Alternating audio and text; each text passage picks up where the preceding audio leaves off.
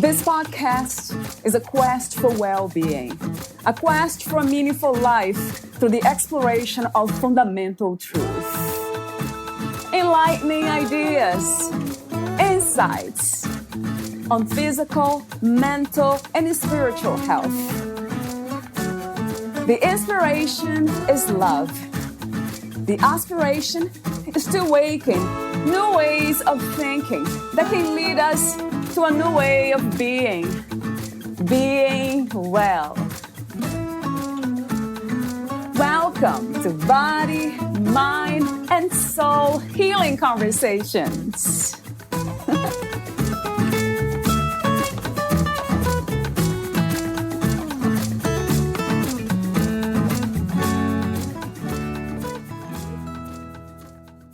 Empathy has no script. There is no right way or wrong way to do it. It's simply holding space, withholding judgment, emotionally connecting, and communicating that incredibly healing message of, "You're not alone." Brené Brown. Valeria Teles interviews Daniela Petznick. She is a marriage and family therapist, speaker, and founder of Uptown Phoenix Counseling, a private practice in Phoenix, Arizona. Daniela earned a Master's of Arts in Clinical Psychology with an emphasis in marriage and family therapy from Azusa Pacific University and has received postgraduate training in emotionally focused couples therapy. Her passion is to help clients build strong, loving, and meaningful relationships. She specializes in couples therapy, parenting, and women's issues. In addition, she enjoys working with individuals with a range of needs: conflict in relationship with others, desire to heal from past trauma, anxiety, depression, and lack of meaning in life, and a range of other issues. She has been working in the field of psychology since 2011. She graduated summa cum laude from California State University, Fullerton, with a Bachelor's of Arts in Psychology and a Bachelor of Science in Human Services. In her undergraduate internship, she led groups of college students to help them gain self-awareness, heal from past trauma, work through conflict in an effective manner, and gain tools to improve their life. Her previous psychotherapy experience has given her the opportunity to work with people from many different walks of life, diverse backgrounds, ages, and issues. She has also worked extensively with children with ADHD, has ran parenting, self-exploration, interpersonal, and support groups in English and Spanish. Outside of work, Daniela is a wife and a mother to two beautiful, high-spirited little girls. She enjoys traveling with her family, reading, listening, and dancing to Latin music, all things related to animals, and having deep conversations with her closest friends. Meet Daniela at uptownphoenixcounseling.com. Here's the interview with Daniela Petznick.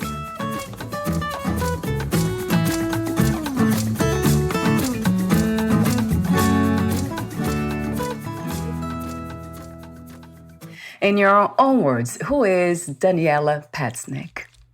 First of all, I would say I'm a mom. I have two little girls, and that's my biggest mission in life. I'm a wife, and I'm a therapist. I love working with people. I love working with couples in their growth journey. So yeah, I would say that's me. That sounds wonderful. As I said off record, I love the intention that you have to help others. What inspired you to become a therapist? So in high school, I took my first psychology class and I fell in love with psychology, and I just knew I wanted to go into the field and help other people and kind of understand why people do the things that they do. And then in college, I was really lucky. I went through this program that was very hands-on, and I got to lead groups of college students as an undergraduate. And I just knew that's what I wanted to do for the rest of my life, just being in the moment with people and watching them grow and come to conclusions and just live a genuine and authentic life. I often ask questions about these beautiful places that we want to live in or come from, operate from. How do you envision that space, Danny, of being authentic, being in love with life, being healed, really? Seems like that's what we are looking to do. Yes, I think that it's just being able to be in your full self with others, especially in relationship with others, and fully connected and feeling accepted, but also accepting yourself and just making decisions that go with who you are, with your core beliefs, with your values, and not being afraid to go with that, regardless of what sometimes the world tell us. So fear, it takes courage, doesn't it? Yes, To live that absolutely. life. Is that a Hmm. practice, Danny? Do you believe that's a practice for life? To live in such a way? To be courageous. To be authentic, to come from that place of authenticity, of being true to your heart, really. Yes, yes, It takes courage, definitely. doesn't it? And it is Hmm. a practice. That's Oh, interesting. yes, it definitely, it's day-to-day decisions, about even how to be with others, with your kids, making choices on a day-to-day basis. That tells us something about the healing work. It's continuous and ongoing, isn't it, for all of us? Yes, it never ends and it changes. What is the difference, like for some of us that are able to do that from moment to moment? Is that because we are open to do the healing work, open to life? What makes some of us more receptive to being ourselves and courageous? That's a question that I often ask myself, actually. Yeah, I think it definitely comes from within and being open to wanting to do that. But I also think it comes from the relationships that we're in. I mean, we are just relational beings, and feeling that people have our back and like they're behind us and being our best self and supporting us in our journey. How do you define love? I think love is it's a choice, just how we're talking about, being your authentic self, but definitely it's a choice every day to show up for others that we love. It could be your kiddos or your spouse, your partner, your sister, your brother, your mom, to just act in a way that shows them that you care for them, that you think of them. So I definitely think it's a choice more than anything.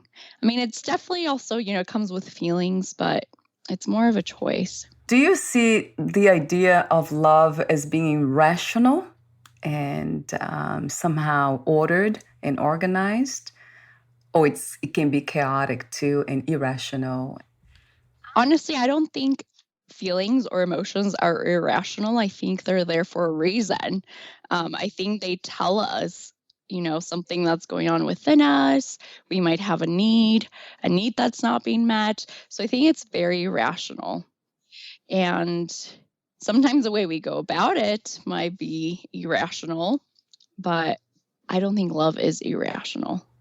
So the idea is to be open, right, Danny? Yes. And to understand them, those feelings and emotions, Hmm. to go deeper. That's what I try to do. And it's not easy sometimes to stay, to hold space for some feelings and emotions because they're so powerful and charged with that Hmm. energy.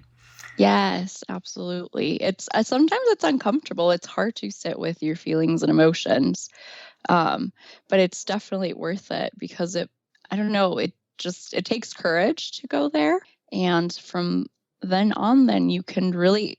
It goes back to being authentic, and this is what I'm feeling, and this is what I need, and being able to communicate that. What do you feel is the purpose of the human experience? I think every single person has their own purpose, whatever that is, for everybody, because what my purpose is might be different for somebody else. So, I mean, I think our purpose is to get connected to that, to what is it that I want to do? What is it that brings me closer to something bigger than myself, whatever that is. And for me, it's God, but for other people, it might be the universe. And so everybody's purpose in life is different.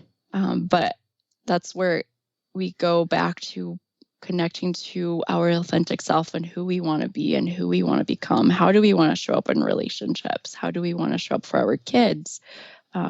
for our spouse. It goes back to love, doesn't it? So it seems like that might be the purpose, to learn how to love, unconditionally love. It seems like from all the conversations I have had, it kind of goes back to that. It keeps going back to unconditional love, embracing life as it happens and being open to feelings and emotions and dancing this beautiful dance of harmony. Yes, just when we can be fully embrace the moment, fully embrace who we are, embrace others, and we show up and just love other people for who they are and what they bring with their weaknesses and, the places where they struggle in life, but knowing that we also have those moments where we're not perfect, but we can fully be vulnerable with that and open up.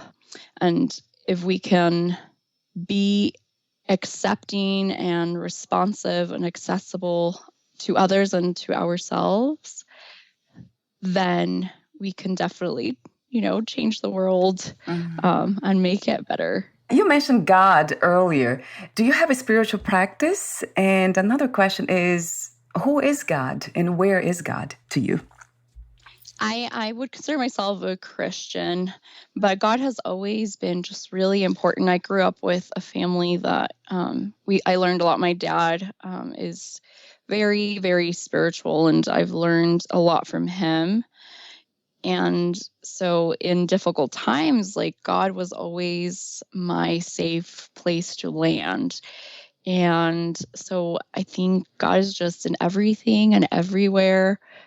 And yes, our relationship with my relationship with God, not everyone's, but mine, for me, it's been also a work in progress, because I have to be able to be vulnerable with him and be able to voice those shortcomings and feeling like God accepts me just the way I am. Right. It is that beautiful, to me, true message of unconditional love, right? Having those relationships with God, with the universe, in a spiritual way as we have individually, and then the practice of doing that in our daily lives, which, wow, what a practice. Loving everything unconditionally. Wow. It's difficult. Yeah, right? Danny. Things come up for us. And so it can be difficult when we're triggered by others and by our own insecurities that we have inside of us. Right.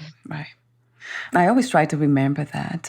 I think what comes from me is listening, kind of holding space in a sense of listening and understanding, like asking questions when those feelings arise, like why you're here and why you're hurt. It's almost like parts of us are kind of not in agreement with some things. And then they come to protect us, and then it can be overprotective, and then it doesn't make it easier because they are trying to protect, but then there's no need really for that. Yeah. Yes, I think, when you look at, I do a lot of inner child work with people, and we talk about how those parts served a purpose when we were children. It served to keep us safe, to protect us from getting hurt, from fear, but they no longer might be serving us today. And so we can thank them for showing up, but it's actually kind of blocking us from being able to show up authentically and connect with others in a way that we want to. Do they ever go away, Danny? Or they are always there on the lookout? I think they are always there because they're an important part of us, but I also think that they can become a little bit quieter as it strengthen other parts of us as we do the work. So true. Wow. That goes back to that when I think about that journey, this experience, to be here in the human body. It's an amazing experience of exploration, right? Adventure within our own minds and outside. Yes. What is healing to you, and what are the obstacles to healing from your experience? So healing to me, I think it's going back to what we talked about at first. So it's just being able to become our authentic self. And it can change. Sometimes, our values change, our feelings change about things, relationships change. So it's an ongoing process. But I think healing is just feeling like I am good and I feel good in my skin and I feel good in my body. And even with the parts that show up that I don't want to have, but I can acknowledge those and accept all the parts of me that are there. And then I forgot the second part Oh, of your yeah. question. The obstacles to healing. What gets in the way? I think the obstacles sometimes are ourselves. I really do. I think that because it's scary, I think fear is probably the biggest obstacle. It's scary to change. It's really scary to try something different, to look at things in a different way because it's outside of how we're used to doing things. So I would say fear is probably the biggest obstacle that I've encountered personally and that I see sometimes clients encounter. So, we are afraid to change. Is that because we're not open? And fear is always present when there's a heart. It's closed. Would you say that, Danny, or just the mind? I think, well, if we connect, because I'm very integrative. And so our body's amazing. And so it remembers things, right? Even if maybe we don't have like a specific memory about things, but our body remembers. And so it shows up in us. And so it can be like a feeling, but also like it shows up in our body and it blocks us from doing something differently because we're afraid of, the consequences of what if it doesn't go the way I wanted, just fear of failure of how it's going to go. Am I going to get rejected? So, yeah. The fear of the unknown. It's interesting Mm-hmm. how we are comfortable with the things we know. And even if it is painful, it's kind of more comfortable to endure the pain than to Yes. discover a new way of living. Mm-hmm. Well, at least then I have control over it. So even if it's not the best, at least I know how to handle this. Oh, wow. I don't like that. There's Mm-hmm. something in me that doesn't resonate with that. But I'm sure that I'm doing a lot of things still out of that space, like doing the Yeah. things that I feel comfortable with. And that's how kind life itself is, too. It's slowly shows us the way. It's very nurturing, right? It doesn't open up everything and demands us to change completely in an extreme way, although sometimes that happens. Yeah. And so it's just trusting yourself to be able to get through and knowing that, okay, I can trust myself because I have the capacity and the tools and within me to be able to do this work and grow. If there's no trust, if I don't feel fully safe, because trust comes down to safety. And so if I don't feel safe, then it's scary to go there. And it makes sense. So even within therapy room, as much as I can tell my clients this is a safe space, I have to create that safety and they have to feel like I'm behind them and that I can hold that space for them to walk into difficult experiences or memories or painful emotions. Wow. And it's the word that comes to mind is always beauty. It seems like that's the way I see what you do, holding space, safe space for others to explore themselves and their own feelings. Because Yeah, it is scary. It's very scary to it go is there. very scary, but you're right. It's also so beautiful. It I is. I absolutely love it, and I love my job, and um, Yeah. I can see that. I can hear in your yeah. voice. Oh, What a thank you. beautiful thing to do. Talk to me about the Uptown Phoenix Counseling. You are the founder of this place. It's a Mm-hmm. therapeutic space. The services that you offer, I read on your website, you offer couples therapy, individual therapy, and also parenting and children. So talk to me for a Mm-hmm. moment about the services. Yeah. So, I opened the practice back in July. Just knew I wanted to do something from my view, what I like, why I envisioned, and it's very relationally based. So I love working with couples. We also do parenting. It's all comes down to the relationship and attachment and creating safety. And same with individuals, changing people's relationship with themselves and with others. It's the foundation, isn't it, Danny? To have this great relationship with ourselves. Isn't it like a foundation to have a good relationship with other people, would you say? I think it goes back and forth between the two, because if I feel deeply connected to others, to my loved ones, if I feel deeply connected to my spouse, to my friends, and I can be my authentic self, then it feeds into being able to go out into the world and know that even if I mess up, I have a safe place to land, and it makes life so much easier. But you're right, they feed off of each other. I do write about this, and I talk a lot in here about loving ourselves, being able to love yourself before you attempt to love others. Do you believe that it is important to cultivate self-love in order to love others? Because sometimes what I feel, it's a challenge to love others when we don't love ourselves, isn't it? Absolutely. Yes, I think if you are able to love yourself, then you can show up in the relationship very open and authentically, and accept the other person with their flaws and their shortcomings. But I also believe that, and I've seen it happen where I see couples and so much healing happens because people feel like my partner's there for me. My partner is a safe place. And so it's easier to do the work for the self, also within relationships. But I think I definitely agree with that too. Now that really resonates too. So other people can create the space, like you create that space for your patients, for your clients, and a healer will create the healing space. I mean, which you are is a healer in my eyes, and the space for other people to heal. But we are the only ones that can heal ourselves, isn't it? Because we can't really expect others to heal us, to go inside. We do the work. Absolutely. And I tell clients that when they come in, I'm like, you're going to get as far as you want to go. So if you're willing to do the work, if you're willing to try different things, if you're willing to go to uncomfortable places, then healing will naturally happen.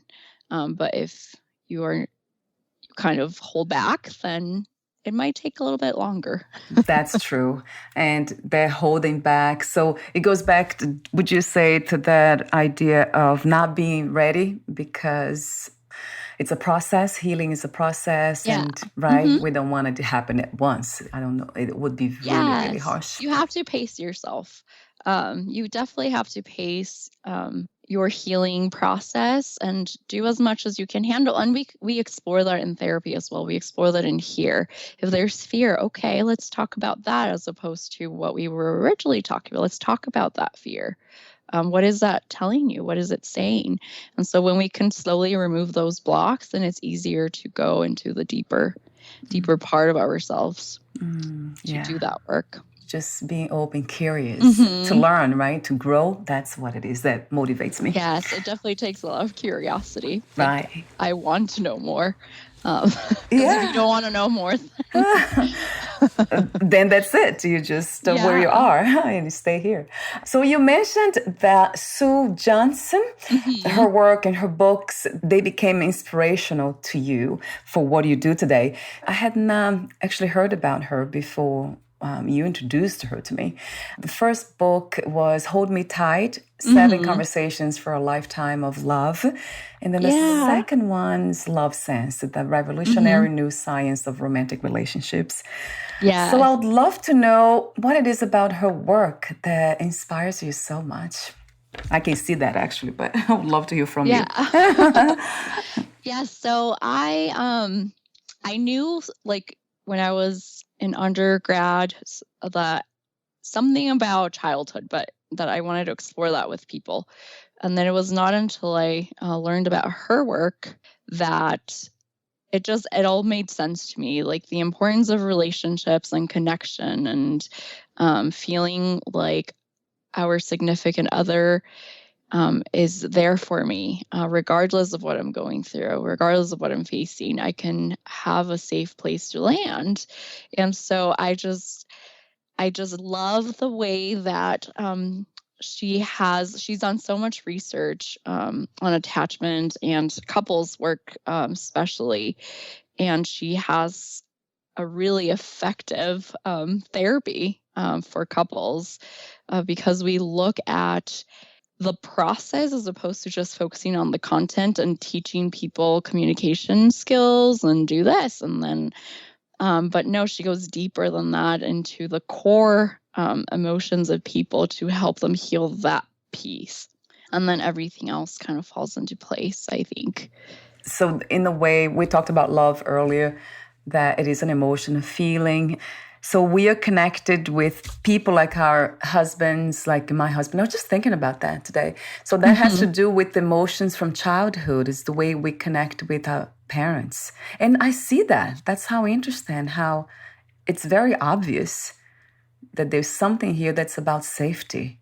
Yeah, well, if you had safe connections as a child, and it doesn't necessarily have to be your parents, but even if you had like a grandmother or a teacher or somebody where, like we said, how it's interconnected. And so if my relationship, if I saw myself as somebody that's lovable, it changes your view of self. It changes your view of how you look at yourself. So I am a lovable person. I am worthy of love and connection.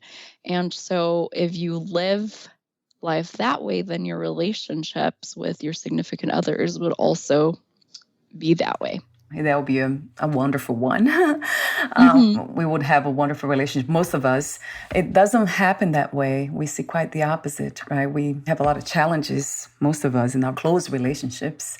That is because those emotions, those underlying emotions, right, Danny? Yeah. So, yeah, the way I see it is we are wired for connection. We are like, that's how our brain works. So, any cue in which I feel a disconnect with my partner, it's going to trigger something and it's going to send me into panic mode. And that's where, we get into conflict. And sometimes it feels like we're just having the same conversation over and over again without being able to resolve because I'm not looking at that core trigger, like what trigger that. So, what is a good exercise for the listeners and myself to do when we are in situations like that in our relationships where we need to stop and listen? Because I have noticed that I'm just repeating myself, same things. Yeah. And I'm like, what's happening here? Yes. It's a pattern, right? So I think that's the biggest step. It's being able to pause that and say, time out. Like we're stuck in this cycle and we're not going to go anywhere. So let's pause right here and then try to go deeper into yourself and see okay, so the behavior triggered this, whatever my partner was doing, but what is the emotion that I'm feeling? And it's most likely going to be fear of my partner's rejecting me, fear of they don't love me anymore. And so when I can voice that to my partner, like when you did this, it made me feel unloved, and you can talk about the pain, and your partner's probably going to be more open to hearing that than just the criticism. So it's a way of communicating. And before actually trying to communicate, we do the work of understanding where the feelings are coming from, those uncomfortable feelings. That makes so much sense. It's just very challenging in the moment to stop for some reason at times. And I notice with myself, it's when I have the period, that time of the month. That is so hard to stop. It's not all the time in every month, but that's interesting. And I wonder why that happens. Is that because the body is more sensitive? Yeah, you're probably more irritable. It happens to me. My husband would be like, yes, Yeah. yes. Yeah. Yes, we're more irritable, more sensitive. And so we're more likely to take things the wrong way and read them the wrong way. Right. Or go back to the patterns and just keep circling around. I definitely see that. Yeah, I watched this documentary by it was Brené Brown. I don't know.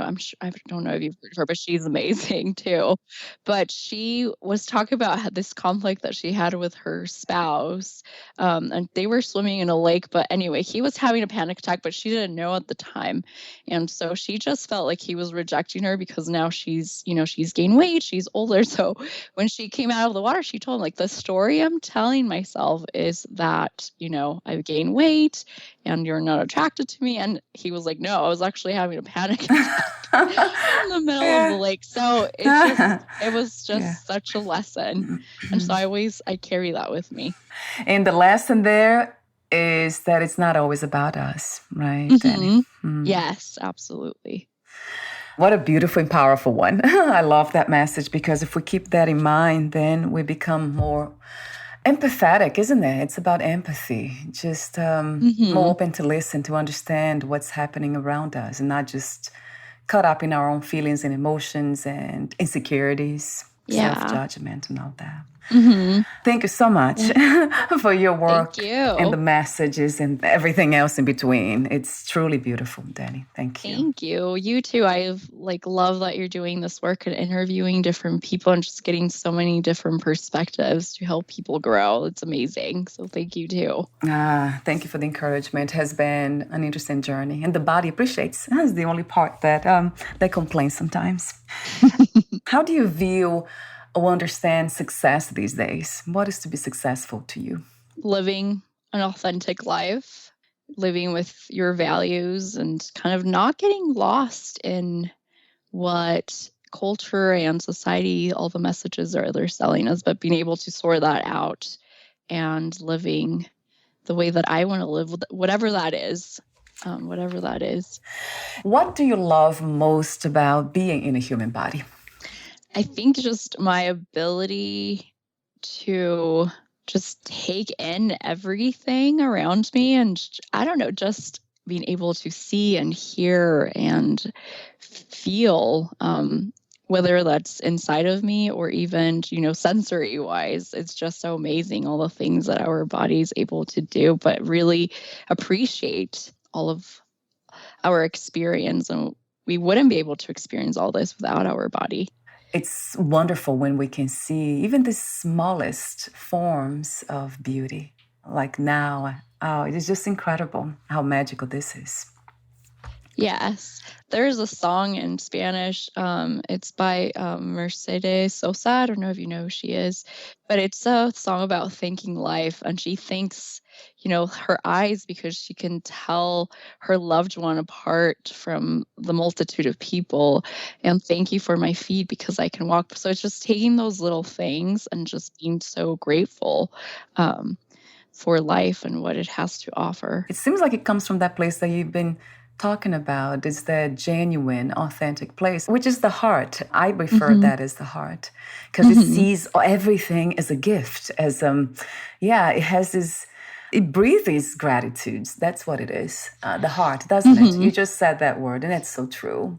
Yes. What 3 experiences you wish everyone to have before they lose the body, before they die? Ooh, that's a good one. I think get to the end and have, for one, look back. And so Irvin Yalom, he's an existentialist, and he talks about how if you could redo it all, would you live your life the same exact way, like day by day? And so getting to a place where you're like, yes, I would repeat the life that I have right now. I would do it 100%. So that experience, loving yourself deeply with your flaws, with your shortcomings, and loving those close to you and feeling the love from them. I think those are the biggest ones. Thank you so much, Danny, for the insights, for your beautiful message, work you do and how you do it. Thank you for being you. Of course. Thank you so much for having me. This has been a pleasure. And before we say goodbye, where can we find more information about you, your products, services, and future projects? So uptownphoenixcounseling.com. So my website, and I also have an Instagram that I'm starting to be more active on. It's Daniela Petznick on Instagram. Wonderful. I'll have your website on the podcast profile. And I think your website has the Instagram link, doesn't it? Mm-hmm. Yeah, I've seen that there. Thank you so much again, and we'll talk soon. Bye for now, Dani. Thank you so much. Bye.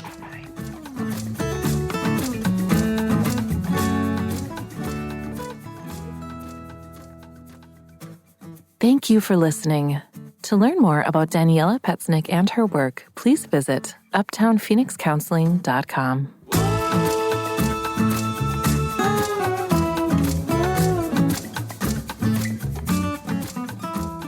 To learn more about this podcast, please visit fitforjoy.org/podcast. Thank you again for listening, and bye for now.